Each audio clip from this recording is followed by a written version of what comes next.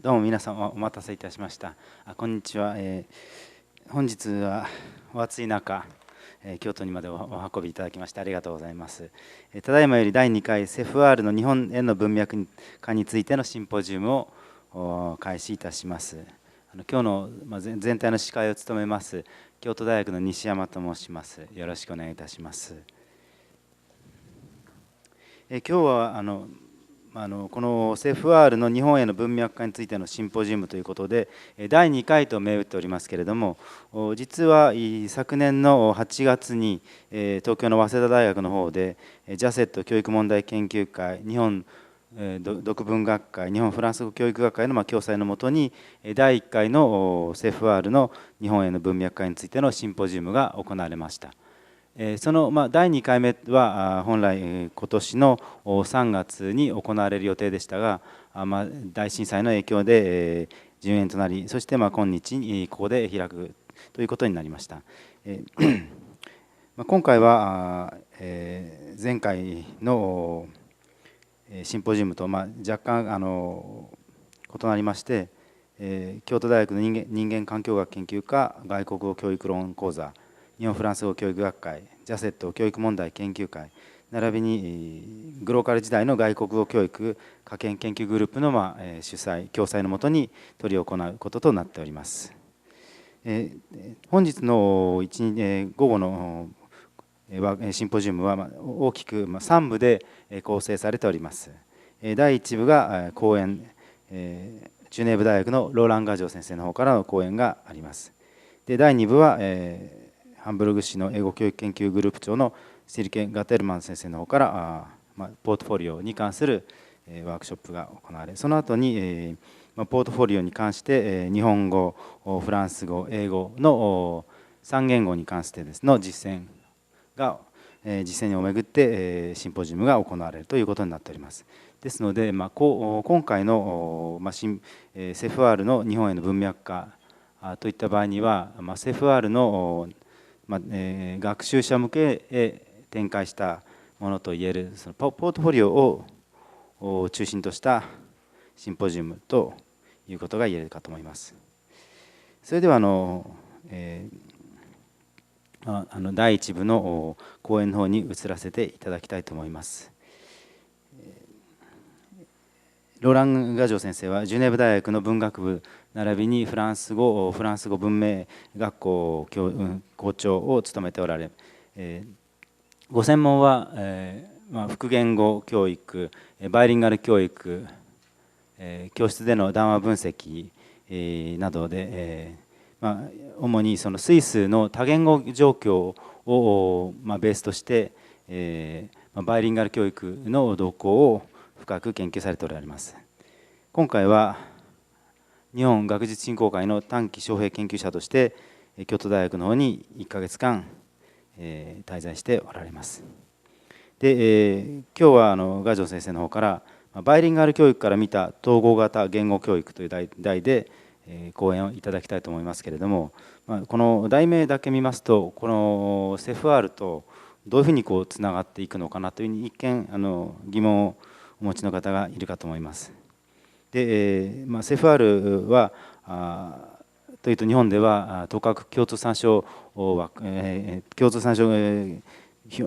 価表というのがですね非常に着目を浴びており、それの基盤をなしている複言語複文化主義、あるいは複文化教育といったものに複言語教育といったものについてはあまり十分に討議されておりませんし、またセフ R 自身も複言語教育がどのようなものであるかについては具体的には語っておりません。で、今日ガジョー先生からお話しいただく統合型言語教育というのはいわばセフ R が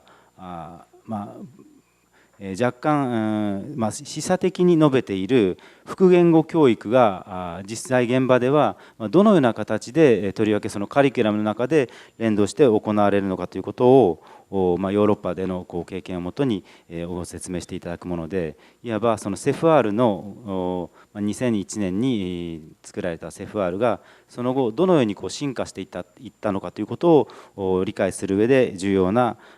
講演ではないかと思います。それではじゃあガジョ先生の講演はフランス語で行われますけれども、通訳は日本語で、またそのパワーポイントは英語で行われます。それではガジョ先生、よろしくお願いいたします。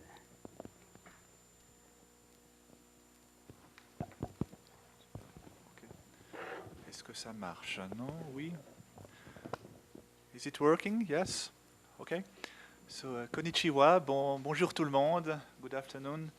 Je suis très content d'être là parmi vous pour partager quelques réflexions lors de cette journée d'études en didactique des langues étrangères. You will have a trilingual presentation because my talk will be in French. You will have the translation into French and the PowerPoint in English. Je remercie déjà mon collègue Nishiyama-san pour son grand travail de traduction et d'interprétation qui nous permettra de vivre un événement multilingue. これより講演を始めさせていただきますけれども、先ほども申し上げましたように、講演はフランス語で日本語の通訳をつけて、また英語のパワーポイントで行われます。Voilà, je commence avec mon introduction. Depuis une dizaine d'années maintenant, l'Europe développe de nouveaux outils pour l'enseignement dans la perspective du multilinguisme. それではまず、はじめに、ヨーロッパではここ十数年前より多言語主義へ向けた教育のため新たな装置を開発しております。L'apprenant est considéré comme un acteur social qui interagit à différentes fins en recourant à différentes langues. À l'école, toutefois, il gère la plupart des situations de communication dans la langue maternelle, ou plutôt dans la langue de scolarisation, souvent une. Il y rencontre aussi une ou plusieurs langues étrangères, mais sous la forme de matières à part entière. Les langues sont en général déconnectées des autres matières et sont elles-mêmes organisées en matières peu perméables entre elles. ヨーロッパではここ十数年前より多言語主義へ向けた教育のために新たな装置が開発されております。学習者は社会的行為者とみなされ、さまざまな言語を活用して多様な目的に向けて相互作用を繰り広げております。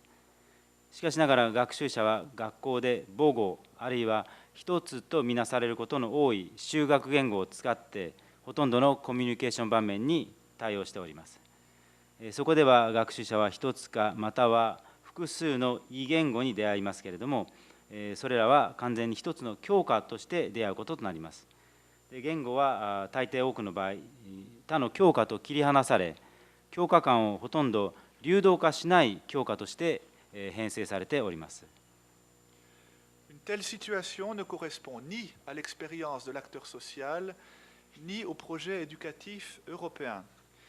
Il s'agit pour cela de promouvoir un regard holistique sur la compétence plurilingue et à travers ce regard, une didactique intégrée capable de mettre en évidence les enjeux linguistiques communs au sein du curriculum. このような状況は社会的行為者としての学習者の体験にも、またヨーロッパの教育計画にも沿ったものではありません。このために複言語能力に基づく全体論的視点を推進し、これによってカリキュラムの中に共通の言語に関する課題を解明し得るような統合型教育学を推進することが必要となっております。Dans ma communication, après avoir brièvement rappelé la direction prise par l'Europe vers la didactique du plurilinguisme, je décrirai les liens entre cette didactique et la notion de didactique intégrée, déjà proposée au début des années 80 par Eddy Roulet à Genève. Je m'arrêterai alors essentiellement sur l'enseignement bilingue en tant que réalisation sans doute la plus aboutie du processus d'intégration. Je m'appuierai pour cela sur quelques séquences enregistrées en classe. この講演ではまずヨーロッパで行われてきた複言語主義教育学へ向けた方向性を簡潔に振り返り、複言語主義教育学と80年代の初頭に言語教育学者のジュネーブ大学のエディ・ルレがすでに提唱していた統合型言語学、統合型教育学との概念との関連を考えたいと思います。そして統合型教育のプロセスが最も成果を上げたものとして主としてバイリンガル教育について述べたいと思います。そこでそのために教室で録音したいくつかのシークエンスを利用することといたします。Voilà, j'aurais pu faire défiler mon introduction en anglais aussi, excusez-moi. Donc je vais commencer par mon premier point, la didactique du plurilinguisme et la didactique intégrée, vue dans la perspective européenne. Le Conseil de l'Europe développe depuis une quinzaine d'années des conceptions englobantes ou globales sur les compétences en langue et les approches didactiques. Concernant les compétences, on propose de regarder la compétence plurilingue et pluriculturelle comme un répertoire de ressources variables, inégales et évolutives. Concernant les approches didactiques, on propose de les articuler selon deux perspectives. それでは次にヨーロッパから見た複言語主義教育学と統合型教育学についてお話しいたしたいと思います。欧州評議会ではここ15年ほど前より言語能力と言語教育学のアプローチについて包括的な考え方を提唱しております。能力について考えますと、複言語複文化能力を変化が可能で均等ではなく進化することのあるような能力のレパートリーとみなすよう提唱しております。また教育学に関するアプローチについてはこれを2つの視座のもとに結びつけるよう提唱されております。La première perspective consiste à promouvoir une didactique du plurilinguisme à même de stimuler des liens entre les langues étudiées à l'école et les langues présentes dans la vie des élèves. La deuxième perspective consiste à promouvoir une approche holistique à même d'envisager le curriculum comme un tout et d'encourager l'articulation entre les différentes approches et les différentes matières. Par exemple, la langue de scolarisation, les langues étrangères ou secondes, les langues classiques s'il y en a, les langues de migration et les autres matières. 第一の視座としましては、複言語主義教育学を推進し、学校で学んだ言語と生徒の暮らしの中にある異言語との結びつけを強めるようにするということです。第二の視座としては、全体論的なアプローチを推進し、カリキュラムを一つの全体として捉え、さまざまなアプローチやさまざまな教科、例えば修学言語や外国語、第二言語、古典語、さらには移民の言語など、それぞれの連携を促進することです。La première perspective correspond à une didactique dite intégrée ou intégrative, et la seconde perspective correspond à une didactique dite coordonnée. ですから第一の視座は統合型教育学に対応するもので、第二の視座は調整型教育学に対応するものと言います。Sous l'appellation didactique intégrée, on pense évidemment aux langues, comme cela se manifeste plus directement dans la notion voisine d'educazione linguistica qui a été développée récemment en Italie. Mais ceci devient encore plus évident lorsque l'on prend le terme allemand Mehrsprachigkeitsdidaktik, qui correspond à didactique du plurilinguisme et qui est très souvent utilisé, du moins en Suisse, pour parler de la didactique intégrée. 統合型教育学の名称のもとでは当然のことながら言語を思い起こしますが、これは特でもとりわけ近年イタリアで発展しております言語教育という類似の概念によりはっきりと表れていると思います。しかしまたドイツ語の複言語主義教育学という用語を取り上げますと、なおのこと一層はっきりいたします。この用語は少なくともスイスに関する限り統合型教育学を語るために用いられることが大変多いようです。Le rapprochement entre ces deux termes, didactique du plurilinguisme et didactique intégrée, est intéressant, même si conceptuellement, ils peuvent renvoyer à des champs complémentaires et en partie distincts. Toujours est-il que dans l'idée de didactique du plurilinguisme apparaît plus explicitement le champ linguistique, qui est seulement présupposé dans l'expression de didactique intégrée. Il n'est pourtant pas facile non plus de hiérarchiser ces deux notions. Si l'on considère que toute approche intégrée des langues nous place dans une perspective plurilingue, la didactique du plurilinguisme serait l'hyperonyme. En revanche, si l'on tient compte du fait qu'une approche intégrée de l'enseignement-apprentissage ne concerne pas que les langues, il paraît préférable de subordonner la didactique du plurilinguisme à la didactique intégrée. 統合型教育学と複言語主義教育学というこの2つの用語を比較してみますと、興味深いことにこれらは概念上はっきり2つに分かれているものの、互いに補い合う領域を参照していることが分かります。いずれにしても複言語教育学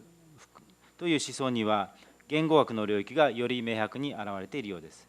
その一方で統合型教育学という表現には言語学は前提とされているに過ぎません。とはいえこの2つの概念に上下関係をつけるのは容易なことではありません。言語に対する統合型アプローチが複言語主義的視座に位置づけられるとするならば、複言語主義教育学が統合型言語学の上位概念となるかもしれません。これとは反対に言語教育学習への統合型アプローチが言語にのみ関わるのであれば、複言語主義教育学を統合型教育学に従属させることが望ましいとも思われます。En nous intéressant à l'enseignement bilingue, nous voulons montrer que le champ linguistique, justement, ne concerne pas que les langues en tant que matière scolaire, mais touche à toutes les disciplines. Ainsi, il s'agit de passer d'une didactique intégrée des langues entre elles à une didactique multi-intégrée des langues et des disciplines que nous retrouvons en partie dans l'approche Languages Across the Curriculum.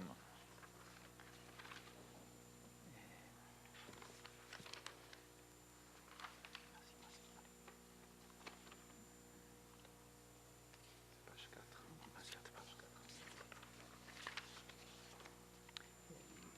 ここでバイリンガル教育に焦点を当てることによって言語に関する分野は学校での教科としての言語だけに関わるものではなく、すべての科目に関わるんだということを示したいと思います。つまり言語間に関わるような言語の統合型教育学からさまざまな言語や教科に関わるような多元的統合型教育学への移行が問題となると思います。ここではカリキュラム横断型のアプローチにその一部を考えることができると思います。Voilà, j'en viens maintenant à la question de l'enseignement bilingue. L'enseignement bilingue, bilingual education en anglais, correspond à un enseignement complet ou partiel d'une ou de plusieurs disciplines non linguistiques, qu'on abrège DNL en français, dans une langue seconde ou étrangère. Concrètement, il s'agira par exemple d'enseigner les mathématiques, la biologie ou l'histoire en français langue étrangère. Dans ce cas, le contact n'implique pas que les langues, mais la rencontre entre des enjeux, des objets, des cursus linguistiques d'un côté et des enjeux, des objets, des cursus disciplinaires de l'autre côté. De là, l'idée centrale d'intégration que l'on retrouve dans les sigles actuels les plus fréquents en Europe pour parler d'enseignement bilingue. En anglais, vous avez le sigle, the umbrella term CLIL, Content and Language Integrated Learning, you have the notion of integration. Et en français, vous avez le sigle enseignement d'une matière par l'intégration d'une langue étrangère, EMIL, qui fait penser aussi à Rousseau, qui a parlé d'éducation. Vous avez l'idée aussi d'intégration. Donc le processus d'intégration entre les langues et les disciplines scolaires est central dans cette méthodologie. Et à travers nos recherches récentes, nous avons contribué justement à décrire ce processus d'intégration que je vais illustrer tout de suite à travers quelques exemples. 次にバイリンガル教育についてお話したいと思います。バイリンガル教育とは一つあるいは複数の言語に関わらない教科を部分的あるいは全面的に第二言語や外国語を使用して行う教育を指します。具体的にはこれは例えば数学や生物学、歴史をフランス語で教えるということを意味するものです。この場合、接触は言語だけのものではなく、言語に関わる過程や問題、対象と、教科に関する過程、問題、対象との間の接触が問題となります。ここからバイリンガル教育を語るにあたって、ヨーロッパで最もよく用いられている略語には、統合型教育の中心的考え方を認めることができるでしょう。それは例えば内容言語統合学習、クリルあるいはエ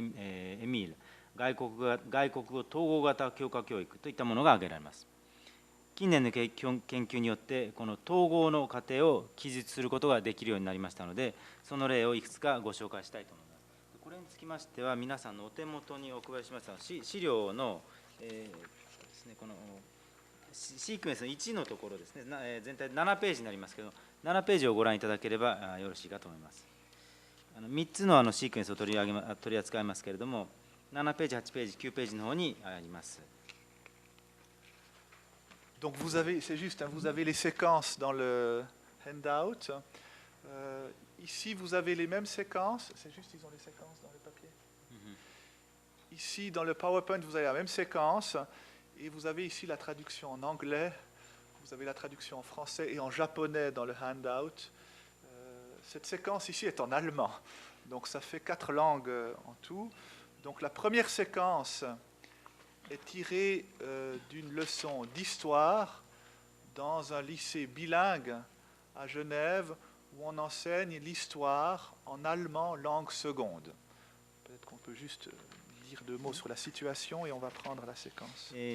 まず最初にご紹介するところでは、皆さんのお手元にはドイツ語とフランス語とそれから日本語がこう書いてありますけど、パワーポイントのでは日本語ではなくて英語が映っております。でこれはジュネーブにスイスのフランス語圏のジュネーブにあるリセの歴史の授業で、第二言語としてのドイツ語を使ったバイリンガルコースが実施されているところです。ですので通常はフランス語で授業を行うところの一部がドイツ語で行われているということです。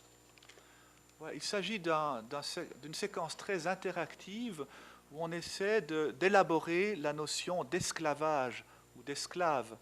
en histoire, et on le fait ici en allemand langue seconde, et on va devoir solliciter différents savoirs linguistiques pour mettre en place la notion historique d'esclave. Alors au centre, nous verrons qu'il y a linguistiquement la question de l'utilisation des verbes de modalité. Hein. Modal verbs, vous avez dürfen, können, müssen en allemand. Hein, to may, to be allowed to do something, to have the right to do something, etc. Hein, ces verbes-là sont au centre, ici, de l'élaboration du concept d'esclavage. J'ai un peu pris par dedans, mais... この授業ではその奴隷の定義をめぐってさまざまな活発な議論が行われています。でそこにはさまざまなタイプの言語知識が認められており、でその中心課題となっているのはその様態動詞といわれる、ドイツ語でデューフェン、キョネン、ミュセン、この3つの動詞をめぐって奴隷の定義と関連した議論がやり取りが行われているわけです。Alors, on va peut-être regarder un peu la séquence. Hein. Vous voyez, l'enseignant demande à propos de l'esclave, was darf noch nicht? Hein. What else is he not allowed to do? Hein. C'est le début de la séquence, hein, mais ça ils l'ont en japonais. You have the Japanese version, hein, so you can follow. Etwas beschließen, decide something. The slave is not allowed to decide something. Hein. Then can he marry a slave? Hein? Est-ce qu'il peut épouser une esclave? Oui. Is he allowed to have children? Hein? What happens with the children? Hein? Est-ce qu'il a le droit d'avoir des enfants? Qu'est-ce qui arrive avec ses enfants? Et vous voyez, on négocie. Hein? Is these their children? Est-ce que ce sont ses enfants? yes, biologically, biologiquement oui, aber nicht wirtschaftlich nicht. Economically, it's not the case. So, vous voyez, qu'est-ce que l'esclave a le droit de faire, n'a pas le droit de faire, he's allowed, not allowed to do, he has the right, and so on. Donc vous avez cette séquence qui continue. Est-ce qu'il a le droit de voter, de décider, etc. Et vous avez donc plusieurs outils linguistiques qui sont nécessaires pour la discipline ici. Il y a ce que l'esclave n'a pas le droit de faire, il y a des phrases négatives, il y a ce qu'il peut faire et surtout ce qu'il doit faire. Et notamment à la fin de cette séquence, quand on pose la question « Est-ce que l'esclave a le droit de déménager ?» Is he allowed to move, de déménager, umziehen en allemand. L'élève répond oui, il a le droit de déménager si son maître déménage. Et là, l'enseignant, à la fin, dans la dernière prise de parole, il dit non. Là, il n'a pas le droit de déménager. Là, il doit déménager. He's not allowed. He has not the right to move, but it must. He must move at that moment. Donc, vous voyez, ici, on doit ajuster. The teacher has to adjust modal verbs in order to make the content more comprehensible and more adequate for the historical concept here.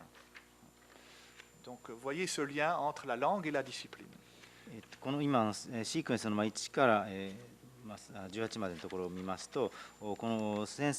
生とその生徒の間では奴隷をめぐって、例えば奴隷には何をする権利がないのか、権利何とかする権利何とかすることができるということですね。それから例えば結婚することができるのかとか、子供を設けることができるのか、それからその子供ができた場合にその子供は奴隷の子供なのかって、子供も奴隷なんですけども、それは生物学的にはそうなんだけれども、経済的にはつまり奴隷の子供というのは奴隷の属するんじゃないですか、奴隷の支配者に属しているわけですね。それからですね、例えば投票の権利、何かを投票の権利があるかとか、あるいは決定する権利があるかとか、それから引っ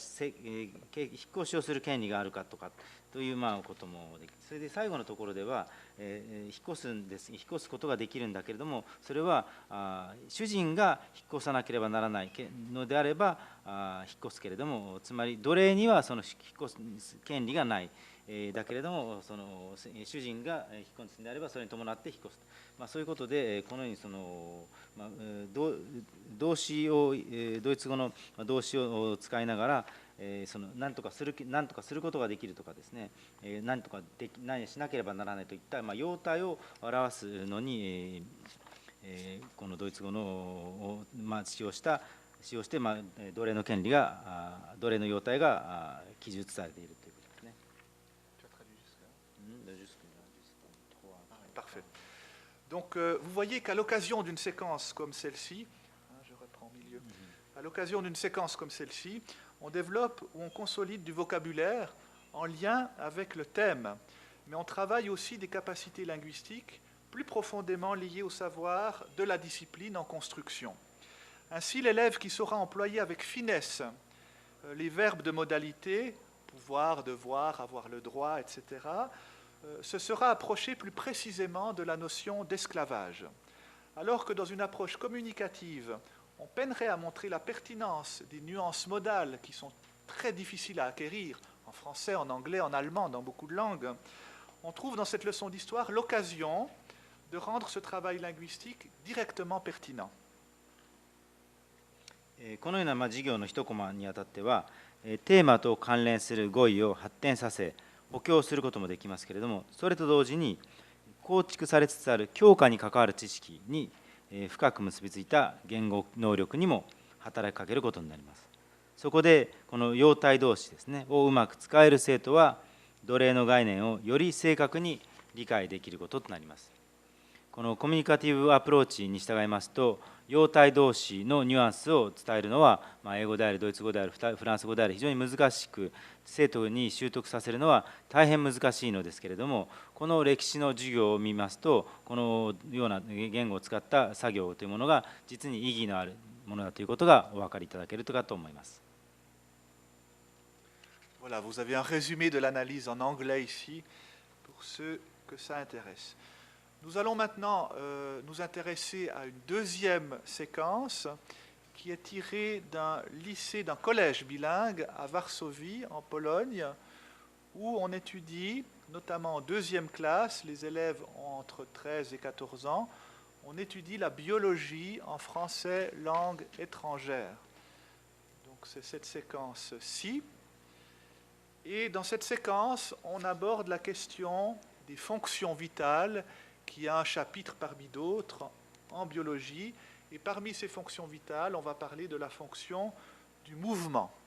Peut-être qu'on peut juste aller jusqu'à... 次にご紹介するのは、ポーランドのワルシャワのバイリンガル中学校での2年生、つまり13歳から14歳の生徒の生物の授業の場面を扱います。で、ここではフランス語で生物を行っているということですね。で、この授業では特に生命機能、特に運動の機能を取り扱った箇所となっております。Donc le terme correspondant, le terme de mouvement, semble être disponible pour la communication et l'enseignante le met en évidence ici à la prise de parole numéro 66. Elle enjoint pourtant les élèves à trouver un autre terme.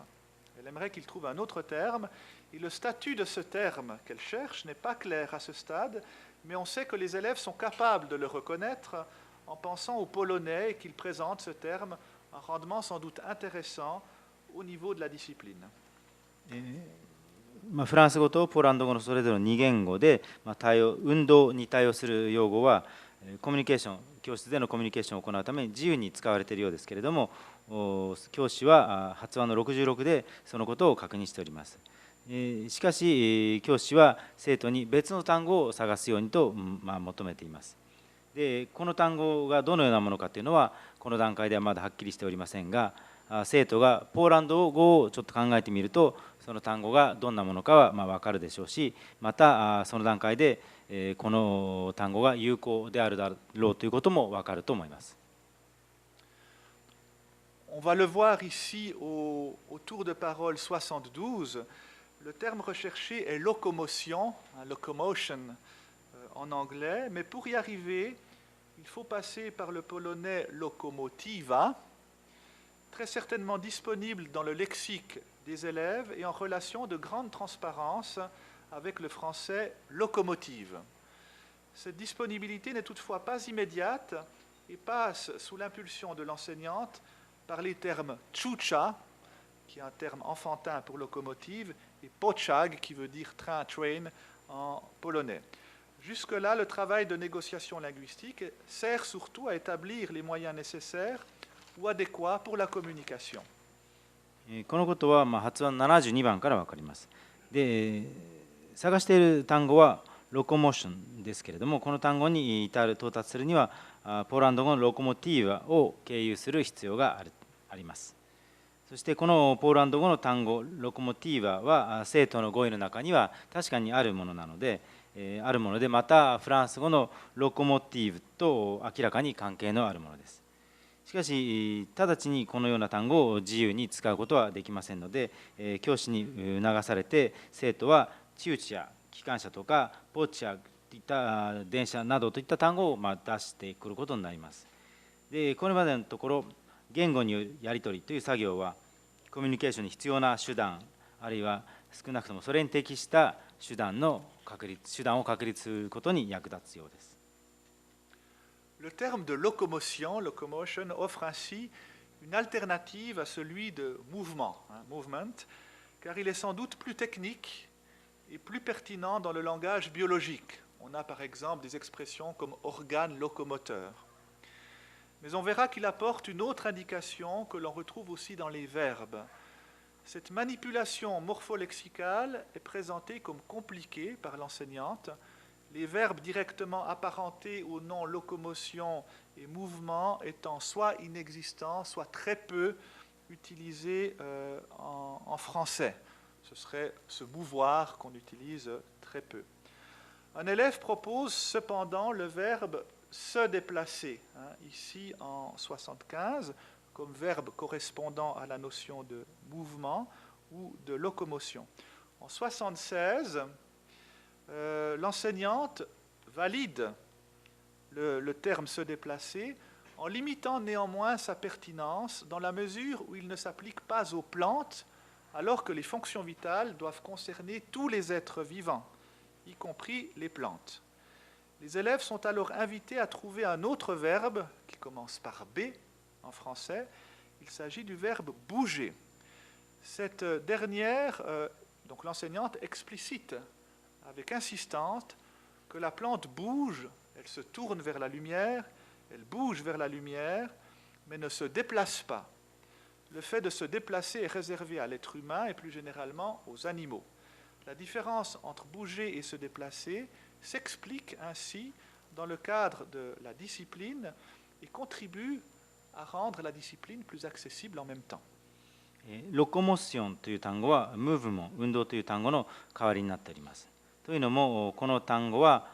運動器官オーガンロコモティブに見られるように生物学の用語ではより専門的でまた適切ですから。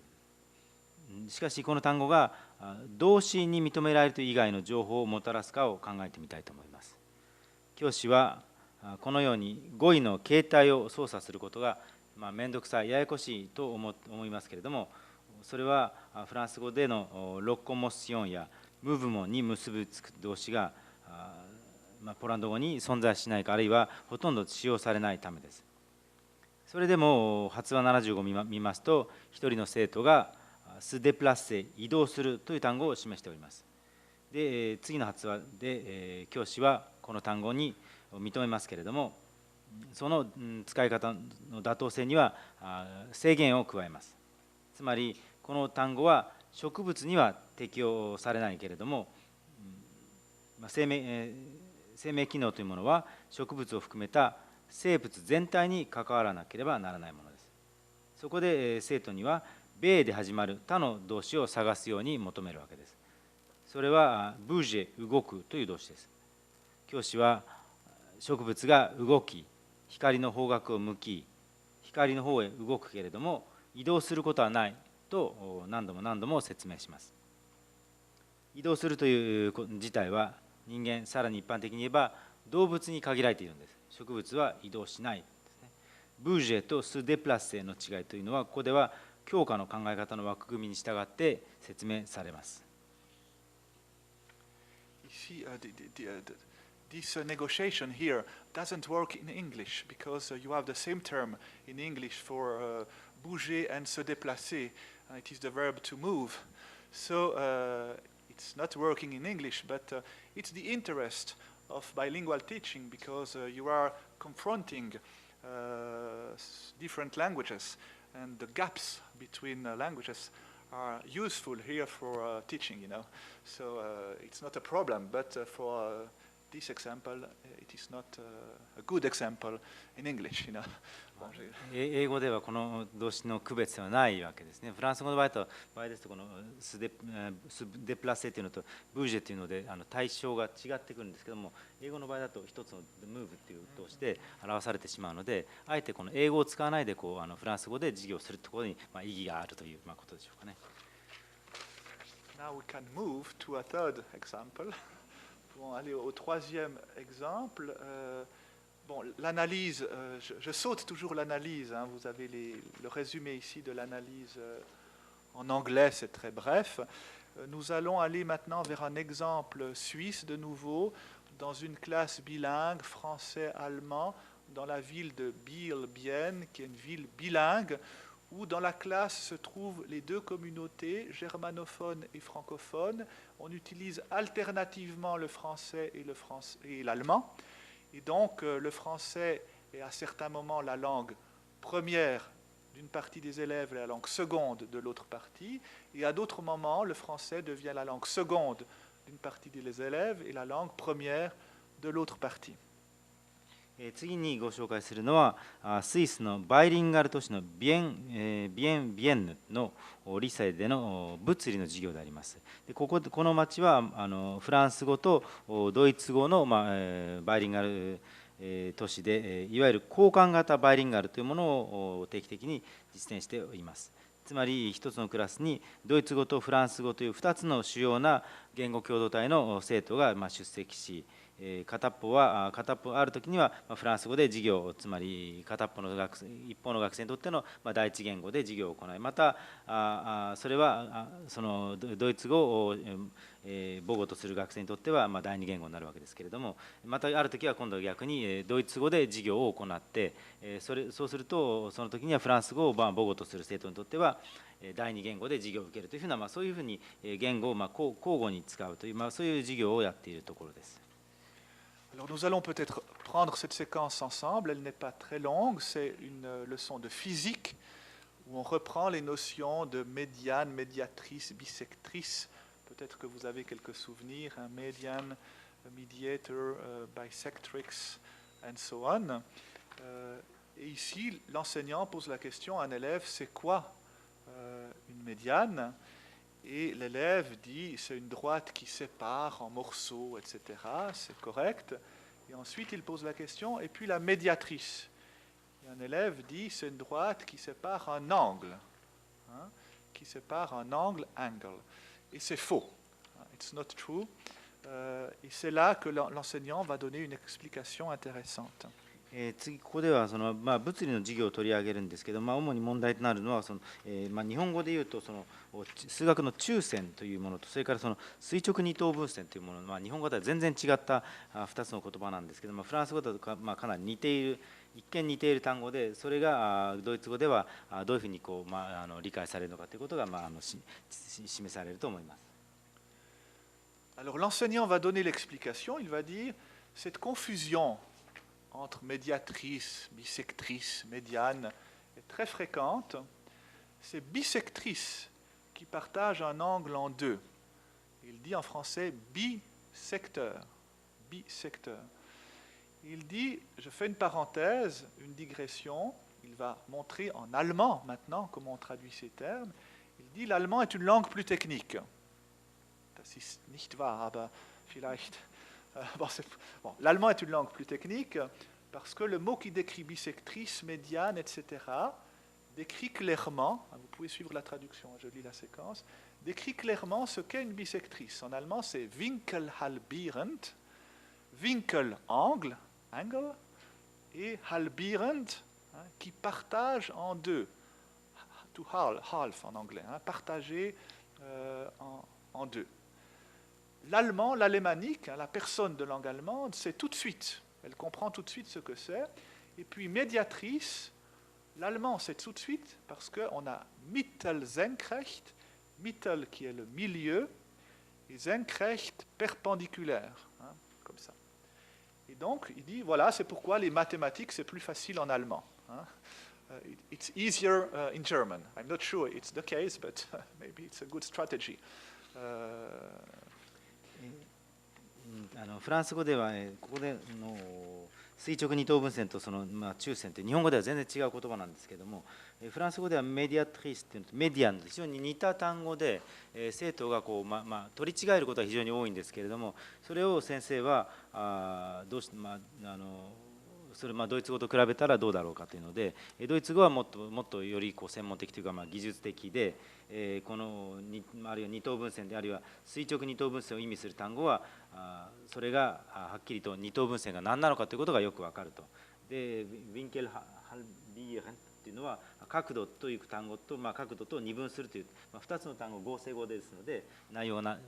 すぐわかると。同じようにその垂直二等分線という垂直二等分線もドイツ語ではすぐに中心というのと垂線というのが単語からできているので、すぐ非常に分かると。それに対してフランス語は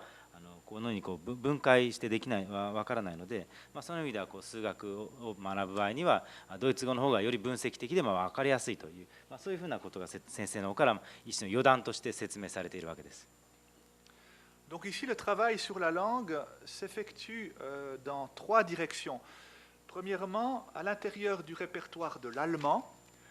la décomposition morpholexicale, Winkel, Halbieren, etc., autorise un accès très direct au concept. Deuxièmement, à l'intérieur du répertoire du français, le même type de manipulation morpholexicale permet à l'enseignant d'éveiller la conscience métalinguistique des francophones, mais avec une productivité un peu plus faible pour la discipline, la physique ici, qu'en allemand. L'exercice se limite à bisectrice, bisecteur, coupé en deux, qui est déjà un degré de conscience que n'ont pas forcément les élèves francophones généralement. Et troisièmement, si l'on croise les deux répertoires de l'allemand et du français, on voit que les deux langues sont explicitement mises en comparaison avec l'argument que l'allemand ici est plus technique, plus explicite que le français, qui produit une stratégie didactique intéressante. そこで、言語に関して、行われる作業というのは言えば3方向3種類行われると。例えば1はじめにドイツ語を言語レパートリー、母語とする人々にとってはその形態や語彙を分解することによって、ここで問題となっている概念が直接理解できるようになると。また2、フランス語を母語のレパートリーとする人々にとっては同じような操作を行うことで、教師はフランス語話者のメタ言語意識を呼び覚ますことができるだろうけれども、その教科内容についての生産性は低くなるかもしれない。でまたこの独仏二言語の比較する立場から見ると、ドイツ語がフランス語よりもテクニカルであるということもとに、この2つの言語がはっきりと比較されることになります。Alors, ce travail intra- et interlinguistique profite au développement des divers savoirs et se dirige en particulier vers la discipline, ici la physique. Dans cette dynamique, le rapprochement des langues en présence, leur mise en contraste, les traductions ponctuelles ne nuisent en rien à la progression disciplinaire et à l'orientation communicative. Bien au contraire, tout ceci amène des reformulations, des doubles formulations qui à leur tour amorcent un processus de conceptualisation dans la discipline. このような言語内部および言語間にわたる作業はさまざまな知識の発展、ここでは物理ですけれども、その教科の知識の発展に役立つもので、特にその教科に向かわせるものです。でこのような動きによってその場にある言語を比較し対照し、時には翻訳したからといって教科の深度やまたコミュニケーションの方向性を何ら損なうものではありません。むしろその反対にこれらは言い換えを行ったりまた二重の言い換えを行うもので、それは今度概念化のプロセスを促すものになります。Voilà, je vais aborder maintenant la question des enjeux généraux de l'enseignement bilingue à la suite de cette analyse. Donc les trois séquences analysées montrent l'intérêt de l'enseignement bilingue, non seulement pour l'apprentissage des langues, mais aussi pour le développement des savoirs dans les disciplines. Par le travail intégré qu'il implique, il comporte par ailleurs des enjeux pour l'organisation du curriculum dans son ensemble. そこでバイリンガル教育、全体の課題というものを考えてみたいと思いますけれども、ここにご紹介しました3つの授業での場面からバイリンガル教育というものが言語学習だけではなく教科の知識を伸ばす上でも意義のあることがお分かりいただけるかと思います。このような教育の進める統合的な学習によってバイリンガル教育はカリキュラムの編成全体へと問題を提起しております。Donc je commence par les enjeux linguistiques. Pour les langues, il y aura les enjeux cognitifs pour les disciplines et les enjeux curriculaires pour le curriculum. Les enjeux linguistiques. Donc le recours à une langue étrangère ou seconde pour l'enseignement de différents contenus disciplinaires en dehors des seuls cours de langue apporte en premier lieu une majeure exposition à cette langue. Or, on sait que l'apprentissage d'une langue étrangère dépend étroitement des occasions d'utilisation. C'est ce que prône d'ailleurs la méthodologie communicative depuis une bonne vingtaine d'années. Mais il s'agit aussi de confronter l'élève à une diversité de contextes d'usage. et de l'amener à réaliser des tâches dans des contextes variables.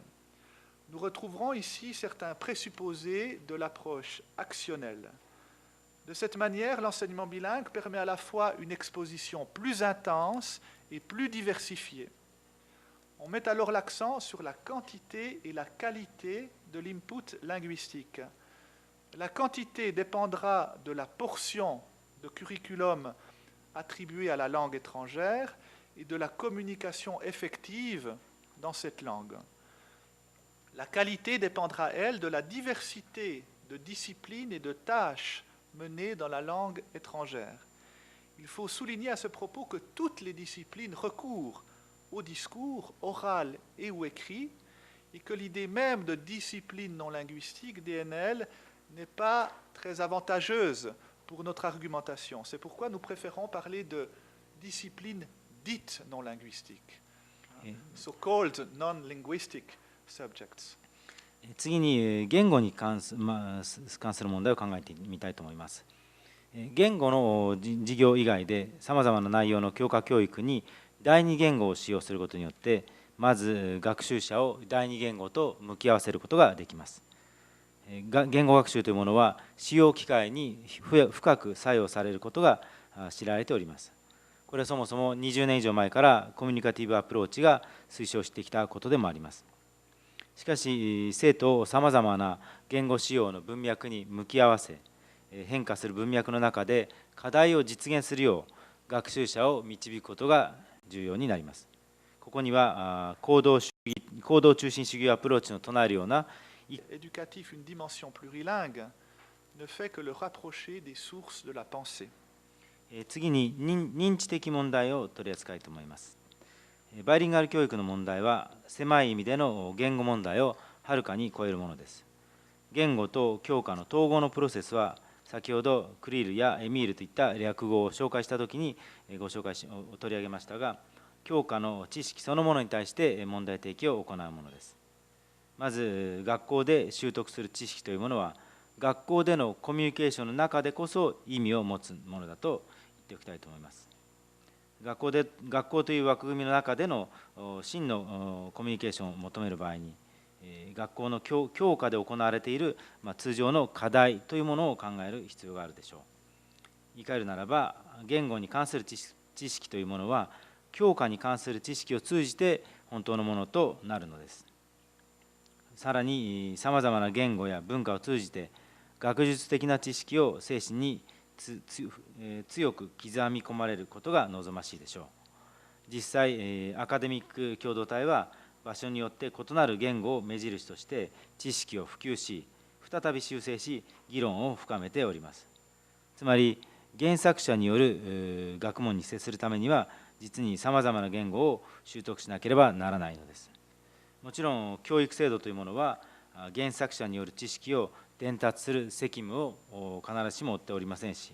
むしろ学問と生徒の間との仲介者に位置づけられるものです。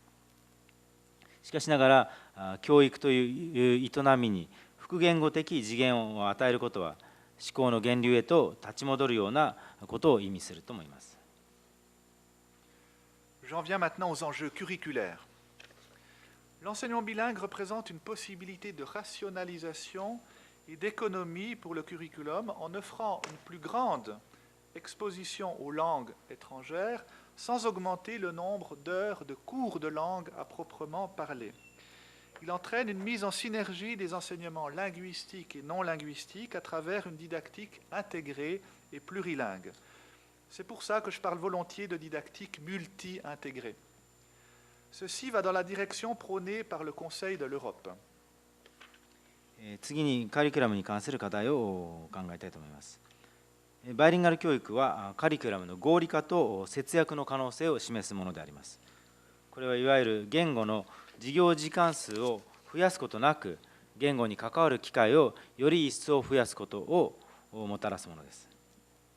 これは統合型言語教育学や複言語主義教育学を通じて言語教育と非言語教育の共同作業をもたらすものです。このために私は先ほど多言語統合型教育学と意図的に語ったものでこれは欧州評議会の推奨する方向性にかなうものです。Je cite ici une publication de Beaco, Byram et Cavalli dans le cadre du Conseil de l'Europe qui dit le curriculum scolaire doit tendre à une économie curriculaire en coordonnant la progression des compétences à travers les différents enseignements et en identifiant des compétences transversales favorisant la cohérence longitudinale et horizontale entre les apprentissages. そこで欧州評議会の刊行物の一つでベアコとバイラムなどによって書かれた資料を引用したいと思います。カリキュラムに関してこのように述べております。学校のカリキュラムは節約型カリキュラムへと向かう必要がある。それは多様な教育を通じて発展する能力を総合的に捉え、さまざまな学習間の教科横断的また学年縦断的な整合性を重視する横断能力が何であるかを明らかにすることによるのだと。Voilà, j'en arrive maintenant à ma conclusion. Et j'aimerais souligner que l'entrée en jeu d'une deuxième langue d'enseignement, une langue étrangère ou une langue seconde, à utilisation plus ou moins large, représente un levier éducatif puissant. En faisant écran, en résistant, elle met en évidence le rôle central de la langue et du discours dans l'élaboration et la circulation des savoirs. Elle permet de jeter un éclairage nouveau sur la langue maternelle ou la langue de scolarisation et de montrer en quoi la langue est structurante pour l'ensemble du curriculum. それでは結論に移ります。教育に第二言語の使用をある程度大幅に取り入れるということは教育の力強い推進力になると思います。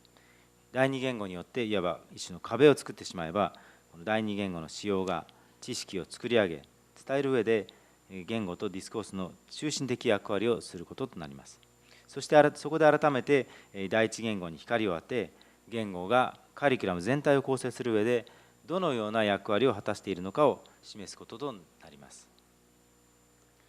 Cette orientation permet surtout de mieux saisir les fondements de l'approche actionnelle et la complémentarité des langues et des expériences linguistiques dans le parcours de l'apprenant. Ce parcours implique bien sûr l'école, dans tous ses aspects et tous ses découpages disciplinaires, mais il implique aussi plus largement les expériences sociales des acteurs selon la conception très ouverte du curriculum proposée récemment par le Conseil de l'Europe. また教育への第二言語を活用することは行動中心主義アプローチの基盤や学習者の歩みの中での言語や言語体験の補完性がとりわけよく理解することができると思います。このような方法は学校をあらゆる局面やまた教科の垣根を越えることにつながるだけではなく、さらに行為者の学習者の社会的体験と大きく関連するものです。これは近年欧州評議会がカリキュラムについて発表している広い考え方に従ったものであります。Voilà, et je termine en citant de nouveau le texte de Beaco, Byram et Cavalli à propos du curriculum qui dit que, je cite, dispositif organisant l'apprentissage, le curriculum scolaire ou éducationnel fait partie d'un curriculum expérientiel ou existentiel qui ne se limite pas à l'école. 最後に先ほどの欧州評議会の文章をもう一度カリキュラムに関するものですけれども引用したいと思います。学校のつまり教育のカリキュラムとは学習を編成する装置ではあるけれども、それは学校にとどまるものではなく実験的で実存に関わるカリキュラムの一部なのです。ありがとうございます。Merci pour votre attention. ありがとうございました。